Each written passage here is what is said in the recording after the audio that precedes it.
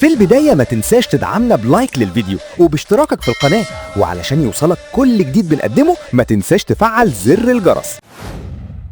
حسم الجدل داخل الزمالك، موقف نهائي من بيع خوان بيزيرة.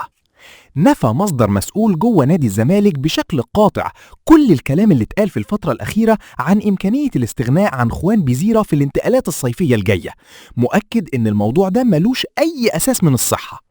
وقال المصدر في تصريحاته إن النادي متمسك جدا بخوان بيزيرة وبيعتبره واحد من العناصر الأساسية اللي الفريق معتمد عليها بشكل كبير، وإنه داخل ضمن القوام الرئيسي اللي بيتبني عليه الفريق في الوقت الحالي. وكمل إن مجلس الإدارة شغال دلوقتي على قدم وساق علشان يحافظ على القوة الأساسية للفريق، خصوصا بعد المستوى اللي ظهر بيه اللاعبين في الفترة الأخيرة، مشدد إن مفيش أي نية للتفريط في النجوم أو الأعمدة الأساسية مهما كانت العروض أو الإغراءات اللي ممكن تيجي.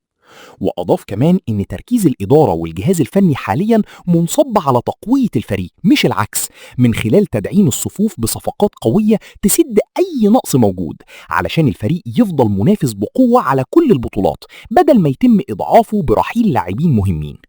واختتم المصدر كلامه إن الزمالك داخل على مرحلة مهمة جدا فيها تحديات كبيرة سواء على المستوى المحلي أو القاري، وده بيخلي الحفاظ على استقرار الفريق وانسجام اللاعبين حاجة أساسية، وطالب الجماهير إنها ما تجريش ورا الشائعات اللي بتطلع كل شوية واللي هدفها الأساسي تشتيت تركيز الفريق في وقت حساس زي ده.